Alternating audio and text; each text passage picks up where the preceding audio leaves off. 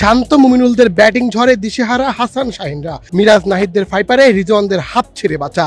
ঢাকা টেস্টে আধিপত্য দেখালো শান্তর দল, অধিনায়কত্বে মুন্সিয়ানা ক্যাপ্টেন ফ্যান্টাস্টিকের। পাকিস্তানের ঘরের মাঠে টেস্ট সিরিজ জয়ের পর এদিন হোম অব ক্রিকেটে শান্ত নাহিদদের কল্যাণে প্রথমবারের মতো টেস্ট জয়ের স্বাদ পেল। ওদের স্বপ্ন পূরণে পাশে থাকতে পেরে আমরা গর্বিত। বাংলাদেশ 104 রানের জয়ে খুশিতে আত্মহারা মাঠের দর্শকরা। টেস্ট ক্রিকেটেও ক্রমশ এগিয়ে যাচ্ছে সোনার বাংলাদেশ। এর আগে টস জিতে বাংলাদেশকে ব্যাটিংয়ে পাঠায় পাকিস্তান। প্রথম ইনিংসে মাহমুদুল হাসান জয় ও সাদমান হোসেনের শুরুটা ভালো না হলেও দারুণ জুটি করে অধিনায়ক নাজমুল শান্ত ও মুমিনুল হক। দুজনেই দলকে বিপদ থেকে করেন মুক্ত। শান্ত দেখা পান সেঞ্চুরির। অন্যদিকে মুমিনুল হক সেঞ্চুরি থেকে মাত্র 9 রান দূরে থাকতেই ধরতে হয় সাজঘরের পথ। অন্যদিকে মুশফিক খেলেন 71 রানের ইনিংস, সাথে লিটন দাসের 33 রানের ইনিংস তো আছেই। সব মিলিয়ে ব্যাটারদের ব্যাটিং নৈপুণ্যে প্রথম ইনিংসে 403 রান তোলে শান্তর দল।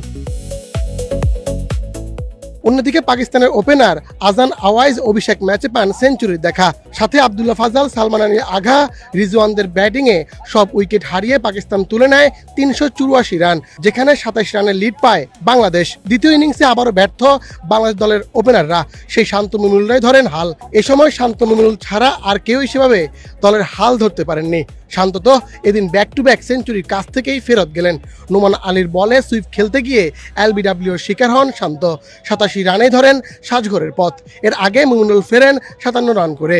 9 উইকেট হারিয়ে বাংলাদেশ লিড ঘোষণা দেয় 268 রানের। পঞ্চম দিনে এমন রান দু দলের জন্যই জয়ের সুযোগ থাকে।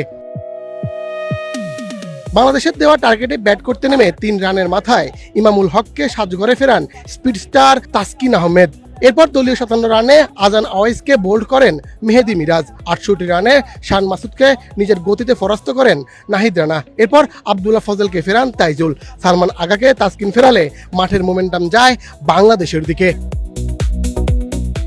মাঝে রিজওয়ান ও শাকিল হাল ধরলেও তরুণ পেসার নাহিদের গতিতে দিশেহারা তারা। শাকিলকে লিটনের তালুবন্দি করেন নাহিদ, আর রিজওয়ানকে তো 147.2 কিলোমিটার গতিতে বল করে তার স্টাম্প উড়িয়ে দেন। বোকা বনে যান অভিজ্ঞ রিজওয়ান। শেষ পর্যন্ত পাকিস্তানের সব উইকেট তুলে নেয় বাংলাদেশ। নাহিদের গতিতে দিশেহারা রিজওয়ানরা, মিরাজের পর নাহিদ তুলে নেন ফাইপার। 104 রানের বড় জয় পায় বাংলাদেশ, যে জয় ঐতিহাসিক, কারণ টেস্টে দেশের মাটিতে প্রথমবার পাকিস্তানকে হারায় বাংলাদেশ। মুন্না চন্দ্র দাস, বাংলাদেশ প্রতিদিন।